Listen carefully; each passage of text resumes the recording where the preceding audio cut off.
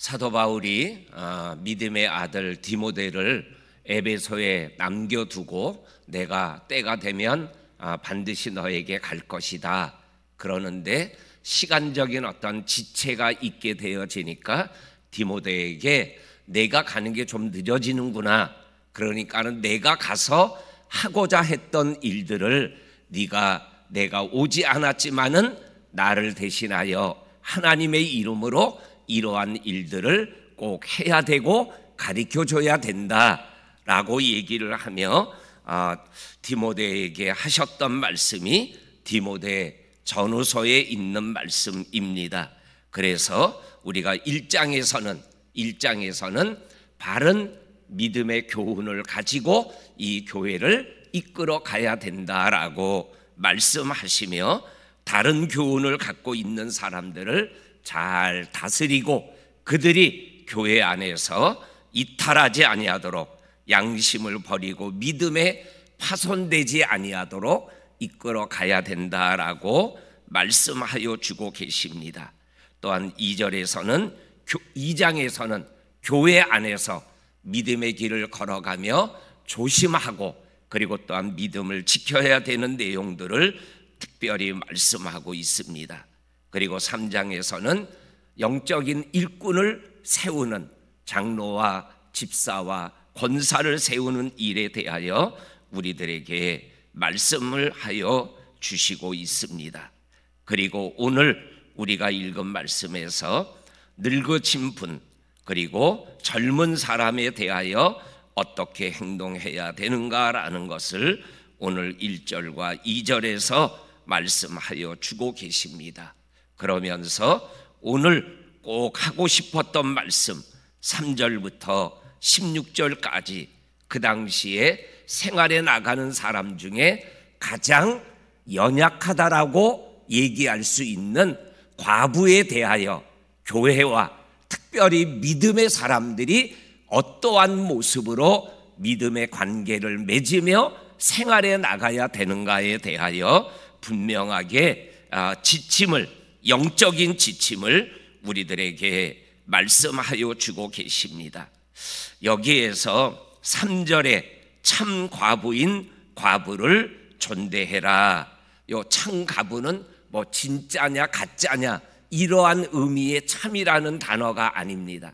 이거는 교회 안에 과부의 명부가 있는데 그 명부에 올라갈 수 있는 사람을 표현한 거를 참 과부라는 표현을 쓴 겁니다.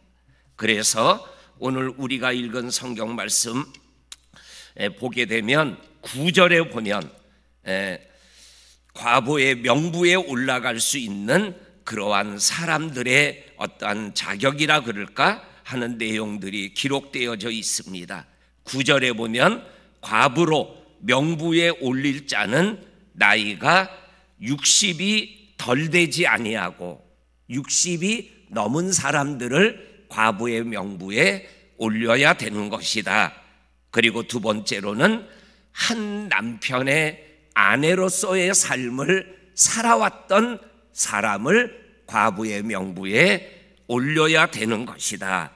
그리고 세 번째로는 10절에 선한 행실의 증거가 있는 과부를 올려야 된다라고 말씀하시면서 선한 행실의 증거가 무엇인가 라는 것에 대한 이해를, 자녀를 양육하고 나그네를 대접하고 성도들의 발을 씻겨줄 수 있는 섬김의 삶을 살아왔고, 그리고 환난 당하는 자들을 구제하고, 또한 이것 외에 정말 교회나 성도들이 볼 때 선한 일을 행하며 살아왔던 사람을 옳고 참 과부로 인정할 수 있음을 우리들에게 말씀하여 주고 계십니다.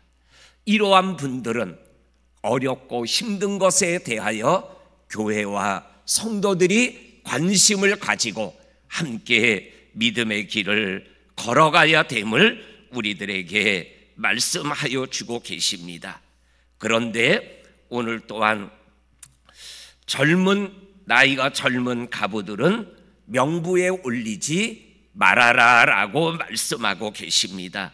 올리지 않는 이유에 대하여 또 몇 가지로 말씀하고 있는 것을 읽어보게 됩니다.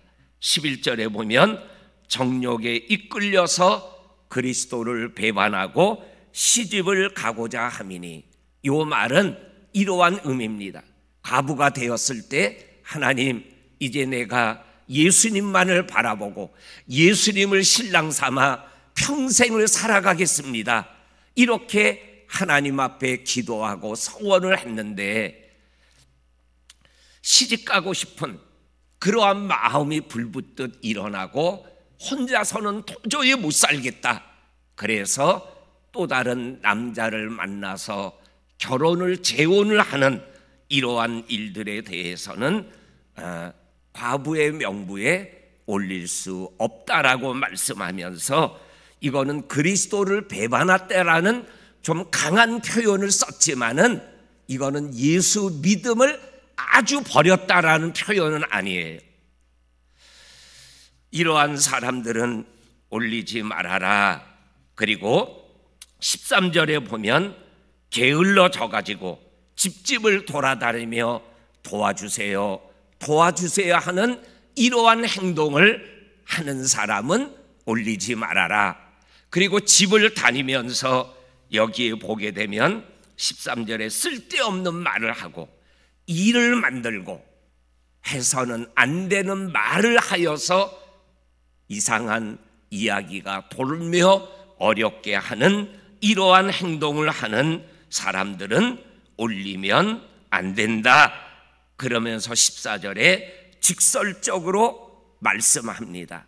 젊은 가부는 차라리 이러한 일들 때문에 어려움 당하는 것보다는 재혼을 해서 새로운 가정 안에서 자기의 인생을 믿음을 지키며 살아가는 게 더 좋다. 이렇게 바울이 얘기하며 믿음의 길을 걸어가며 이 과부의 삶이 믿음의 생활에 이탈하지 않을 뿐만 아니라 교회에 문제를 만들어내면은 아니 되는 것임을 우리들에게 말씀하여 주고 계십니다. 그러면서 오늘 이 홀로 된 과부들이 믿음의 삶을 생활해 나가는 원칙에 대하여서 오늘 성경은 또 우리들에게 말씀하여 주고 계십니다. 두 가지를 우리들에게 말씀하여 주고 있는 말씀이 오늘 우리가 읽은 말씀에 3번 반복해서 나오는 말씀이에요.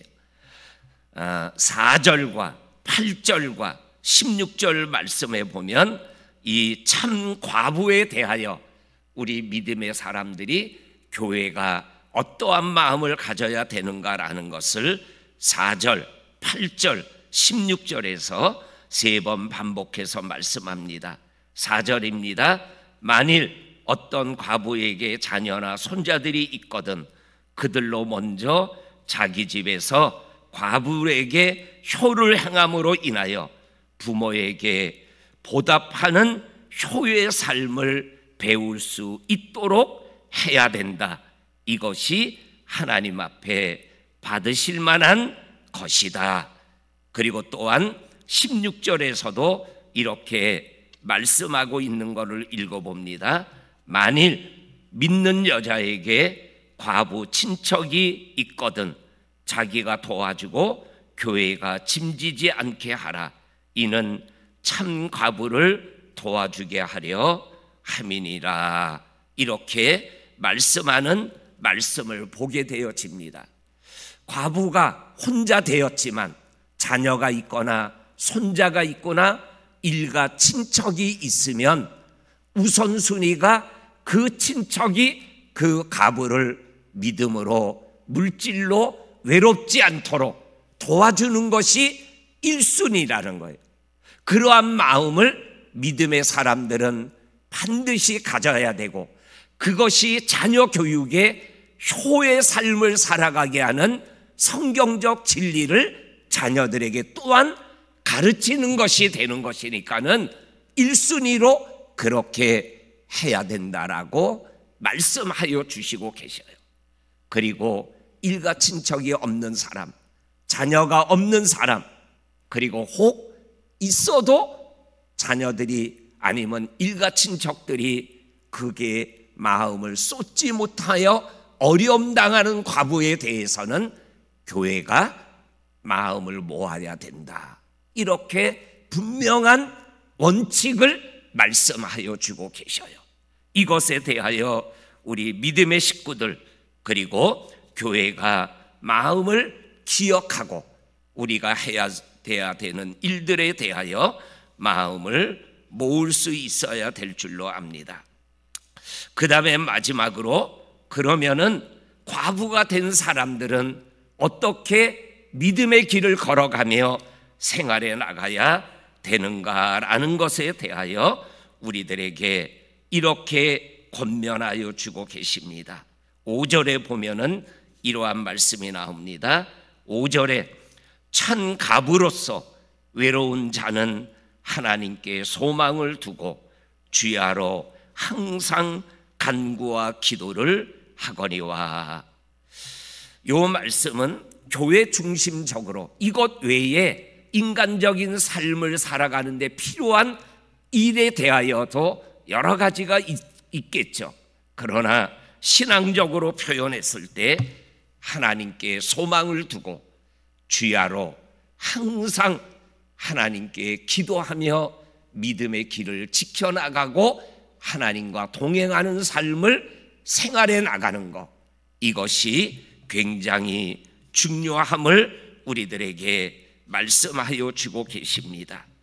요 5절과 같은 삶을 생활했던 사람이 오늘 우리가 잘 아는 누가복음 2장에 나오는 예수님이 탄생하던 시절에 결혼하고 7년 만에 7년 동안 남편과 함께 더불어 살다가 남편이 갑자기 세상을 떠나고 홀로 남아서 84세가 될 때까지 혼자 믿음의 길을 지키며 성전을 떠나지 아니하고 주야로 하나님 앞에 기도하던 안나 할머니에 대하여 성경은 우리들에게 말씀하여 주고 계십니다.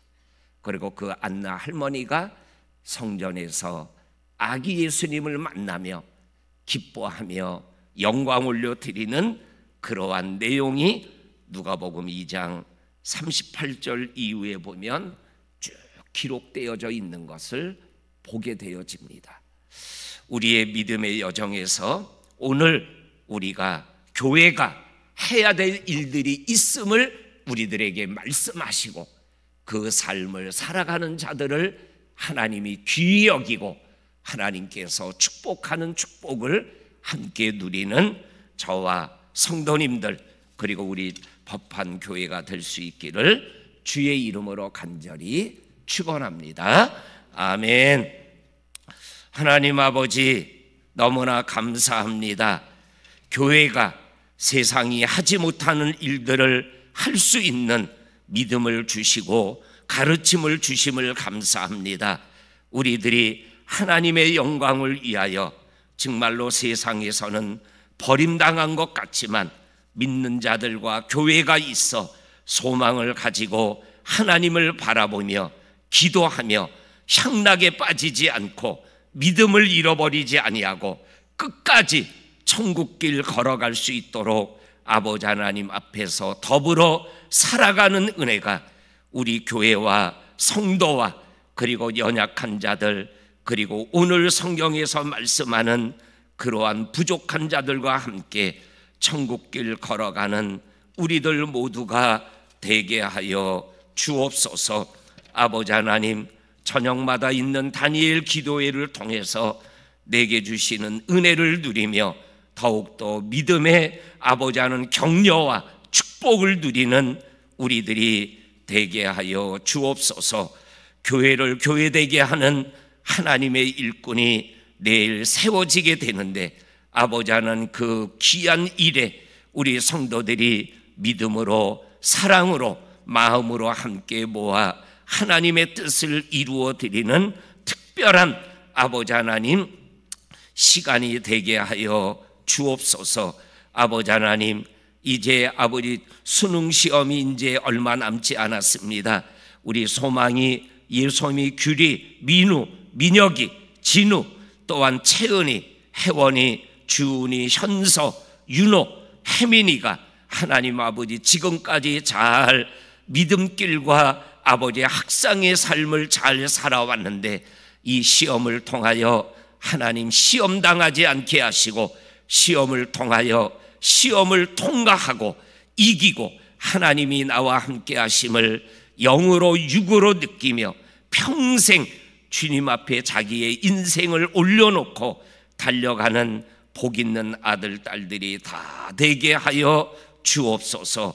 이 한 주간의 마지막 날 하나님 안에서 순간순간을 보내고 주의를 맞는 모든 성도들을 아버지 하나님 복 주시옵소서. 예수님의 이름으로 기도하옵나이다. 아멘. 아멘.